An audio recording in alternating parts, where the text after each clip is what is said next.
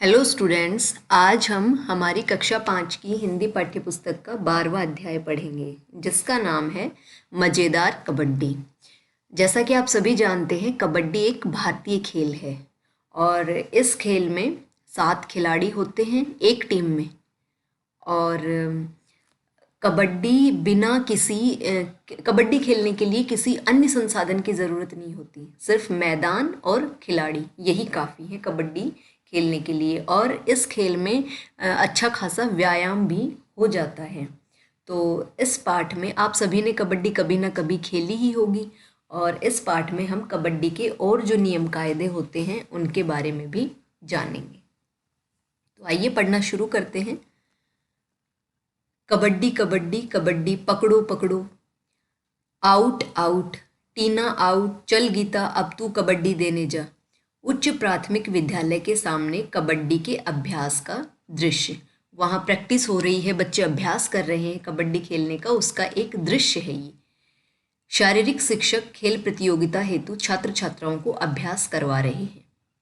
शारीरिक शिक्षक कहते हैं पी विशल, यानी सीटी बजाते हैं वो, बजाते हुए चलो बच्चों अब कुछ समय अभ्यास की बजाय विश्राम होगा। अब तुमने खेल लिया है और अब रेस्ट विश्राम होगा, आराम करेंगे। चलो चलो सभी इस पेड़ की छाया में बैठ जाओ। आज मैं आपको कबड्डी के खेल की मज़ेदार जानकारी दूंगा, क्या सब सुनोगे? हाँ गुरुजी, सब बच्चे एक साथ चिल्ला उठे, बड़ा मज़ा आएगा। मांगीलाल बोलता है, गुरुजी देखो इस मोहन ने मेरा नेकर फाड़ दिया। नेकर जिसे निक्कर भी कहते हैं, हाफ पैंट। मोहन बोला, और गुरुजी तब मांगीलाल ने मेरा गला पकड़ लिया था। मांगीलाल ने पहले मेरा गला पकड़ा था, उसके बाद मैंने ये काम किया। गुरुजी, शारीरिक शिक्षक जो हैं वो हंसते हुए बोले, देखो भाई लड़ाई बंद करो, वैसे भी कबड्डी में बाल, गला, नेकर या बनियान पकड़ना फाउल माना जाता है। फाउल यानी आउट। टीना पूछ रही है, ये फाउल क्या होता है? तो शारीरिक शिक्षक कहते हैं, मैच के दौरान गलत खेल अथवा नियम टूटने पर रेफरी फाउल का इशारा करता है। अगर आपने गलत खेला है ना, या फिर आपने कोई नियम तोड़ा है ना, आप गलत तरीके से खेले हैं या कोई नियम तोड़ा है, तो आप फाउल माने जाते हैं। रेफरी जो होता है, रेफरी मैच का फैसला करने वाला, मैच निर्णायक है ना, वो आपको फाउल का इशारा करता है। सकीना कहती है, गुरुजी ये रेफरी कौन होता है? तो शारीरिक शिक्षक कहते हैं, मैच खिलाने वाला, यानी जो मैच खिलाता है, और रेफरी, अंपायर, निर्णायक आदि कहलाता है। गीता बोली, हाँ अब समझी, इनके गले में लाल काली विशल भी लटकी होती है। विशल जिस सीटी जो होती है बजाने की, वो भी लटकी होती है। मोहन बोला, और वो ऐसे बजाते भी हैं, मुंह से सीटी बजाते हुए। सभी बच्चे एक साथ ठहाका लगाते हैं। ठहाका लगाना, जोर से हंसना।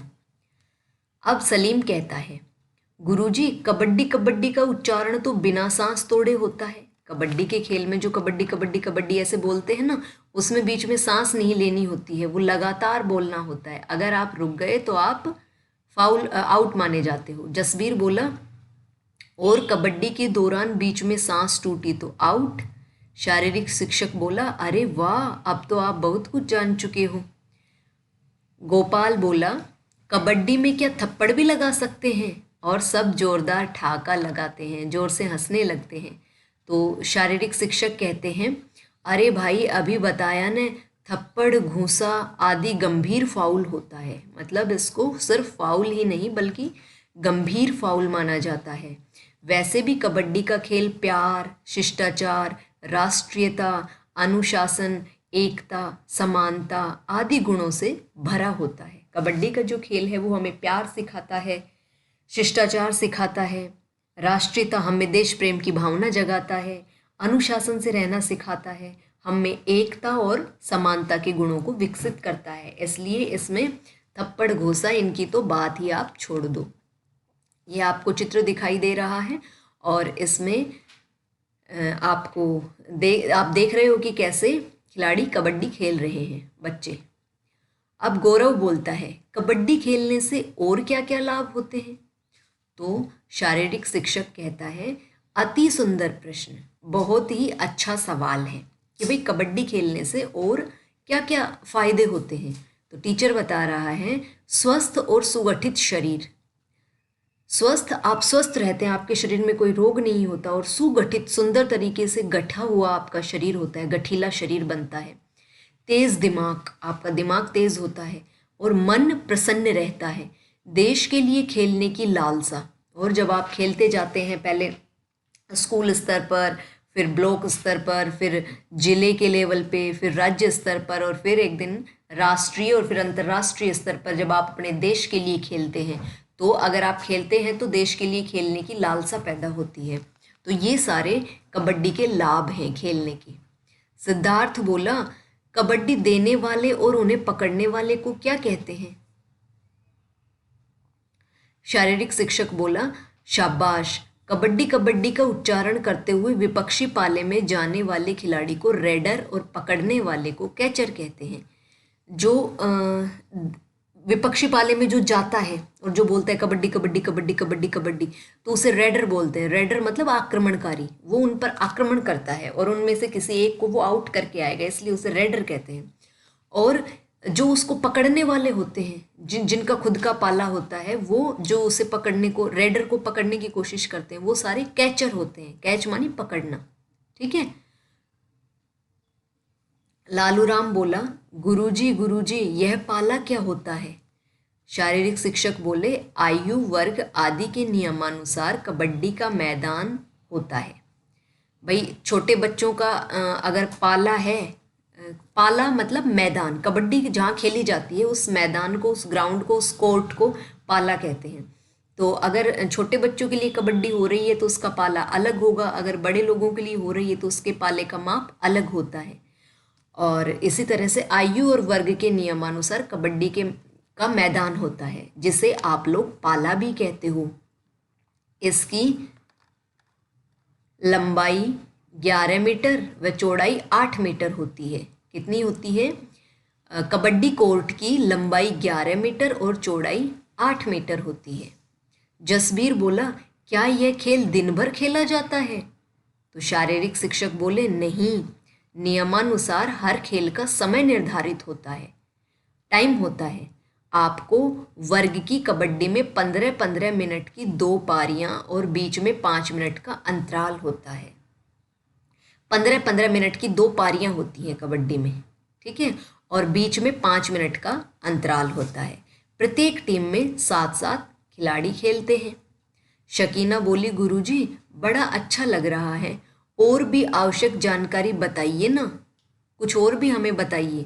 शारीरिक शिक्षक बोले अवश्य, आप जैसे विद्यार्थी सबको प्रिय होते हैं, जिनमें ज़्यादा सीखने की लालसा हो, वह अनुशासित और मेहनती हों। जो बच्चे बहुत कुछ जानना चाहते हैं वो सबके प्रिय विद्यार्थी होते हैं, और उनमें ज़्यादा सीखने की लालसा होती है, वो अनुशासित होते हैं और मेहनती भी होते हैं। तो गुरुजी कह रहे हैं आप और प्रश्न करें, मैं बताऊंगा, मैं आपको बताऊंगा, आप प्रश्न पूछें। गीता बोली कबड्डी में अंक कैसे मिलते हैं? शारीरिक शिक्षक कहते हैं रेडर जितने खिलाड़ियों को छूकर वापस सुरक्षित अपने कोर्ट में चला जाए उतने अंक, या रेडर पकड़ा जाए तो 1 अंक। इस प्रकार विभिन्न नियमों के अंतर्गत टीम को अंक मिलते हैं। शिक्षक ने बताया कि रेडर जब जाता है दूसरे पाले में और वो जितने खिलाड़ियों को छू लेता है और फिर वापस सुरक्षित अपने को पाले में आ जाता है, तो उसने जितने खिलाड़ियों को छुआ है, फाउल किया है, उतने ही अंक उसे मिलते हैं। और अगर रेडर पकड़ा जाए तो उस जिस टीम ने उसको पकड़ा है उस टीम को 1 अंक मिलता है। इस प्रकार विभिन्न नियमों के अंतर्गत टीमों को अंक मिलते हैं। अंत में समय पूरा होने पर ज़्यादा अंक प्राप्त करने वाली टीम को विजेता घोषित किया जाता है। और इसी तरह से ये खेल जब तक टाइम इसके 15 मिनट पूरे नहीं हो जाते तब तक ये खेल चलता रहता है, और फिर अंत में जो टीम जिसके सबसे ज़्यादा नंबर जुड़ते हैं, अंक जुड़ते हैं, उसे विजेता घोषित कर दिया जाता है, जीतने वाली टीम। गौरव बोला क्या हमारे देश की भी कोई कबड्डी टीम है? तो शारीरिक शिक्षक बोले बिल्कुल, अब तक हमारा देश भारत पूरे एशिया महाद्वीप का कबड्डी चैंपियन है। सिर्फ पूरा जो महाद्वीप है उसका कबड्डी चैंपियन कौन है? भारत है। यह गौरव की बात है, बहुत ही अभिमान की बात है, बड़ी बात है, यश की बात है। सलीम बोला, क्या हमें पढ़ाई की तरह खेलों में भी आगे मदद व प्रोत्साहन मिलेगा? क्या जब हम पढ़ाई करेंगे तो पढ़ाई की तरह खेलों में भी आगे, जैसे पढ़ाई के लिए छात्रवृत्ति वगैरह मिलती है, राज्य सरकार और राष्ट्रीय स्तर पर भी बहुत सारे प्रयास किए जाते हैं कि जो बच्चे महंगी फीस वगैरह नहीं दे पाते हैं उनके लिए सरकारी स्कूल खोले जाते हैं, और भी सरकार कई तरह के प्रयास करती है बच्चों को शिक्षित करने के लिए। तो इसी तरह से क्या खेलों में भी इसी तरह की कोई मदद या प्रोत्साहन मिलता है? तो शारीरिक शिक्षक कहते हैं अवश्य अवश्य, ज़रूर ज़रूर, कबड्डी में ही नहीं वरन हर खेल आप खेल सकते हैं। ज़रूरी नहीं कि कबड्डी में आपको प्रोत्साहन मिलेगा, आप कोई भी खेल खेल सकते हैं, जैसे फुटबॉल, हॉकी, कुश्ती, kho kho, badminton, volleyball, basketball आदि। मांगीलाल बोले, वाह गुरुजी, अब तो नियमों के साथ खेलने में आनंद बढ़ जाएगा। अब तो हम बहुत सारी चीज़ें जान गए हैं, तो अब हम खेलेंगे तो अब हमें ज़्यादा मज़ा आएगा, ये मांगीलाल ने कहा। तो शारीरिक शिक्षक बोले, हाँ, खेल को भी पढ़ाई की तरह पूरी मेहनत, लगन और एकाग्रता से खेलना चाहिए। जिस तरह हम पढ़ाई में बहुत सारी मेहनत करते हैं, लगन के साथ पढ़ते हैं, सिर्फ हमारा ध्यान पढ़ाई में ही रहता है, इसी तरह से खेलते वक्त भी हमें पूरी मेहनत, लगन और एकाग्रता से खेलना चाहिए। एकाग्रता के लिए मैं आपको 2 पंक्तियां सुनाता हूँ। खेलो तो इतना खेलो कि खेल पढ़ाई बन जाए, और पढ़ो तो इतना पढ़ो कि पढ़ाई खेल बन जाए। बच्चों द्वारा जोरदार तालियों की गड़गड़ाहट। और गुरुजी के द्वारा जब गुरुजी ने कहा कि खेलो तो इतना खेलो कि खेल पढ़ाई बन जाए, इतने एकाग्रचित हो जाओ, और जब पढ़ो तो उसमें इतनी रुचि लेकर पढ़ो, उसको बोझ मत समझो, बल्कि उसे खेल की तरह और उतने ही एकाग्रचित होकर, ध्यान लगाकर, मेहनत और लगन से पढ़ो। तो पढ़ाई को ऐसे पढ़ो कि वो एक खेल बन जाए। तो जब गुरुजी ने ये बात कही तो बच्चों ने जोरदार तालियां बजाई।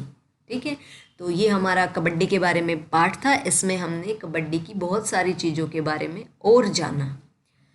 इसके बाद आता है अभ्यास कार्य।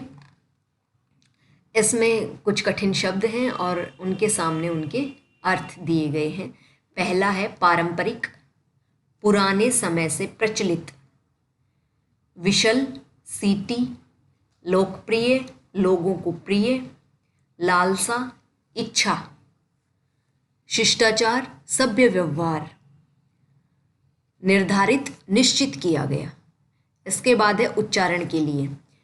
इन सभी शब्दों का उच्चारण आपको मेरे साथ करना है। कबड्डी, आउट, रेफरी, इशारा, निर्णायक, राष्ट्रीयता, अनुशासन, सुगठित, प्रसन्न, शाबाश, विद्यार्थी, अंतर्गत, महाद्वीप, चैंपियन, प्रोत्साहन। ठीक है, और ये कठिन जो शब्द हैं ये आपको अपनी नोटबुक में करने हैं और इन्हें याद भी करना है। आज बस इतना ही। धन्यवाद।